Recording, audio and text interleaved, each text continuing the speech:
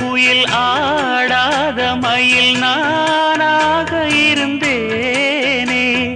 பூவோடு வரும் காற்றாக என நீ சேர தெளிந்தேனே.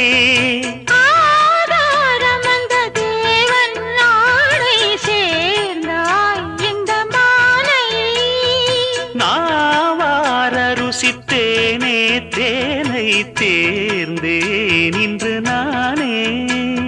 வந்த துணையே வந்து அணையே, அந்த முள்ள சந்திரனை சொந்தம் கொண்ட சுந்தரியே. சாமி கிட்ட சொல்லி வச்சு சேர்ந்தது இந்த செல்ல கிளியே.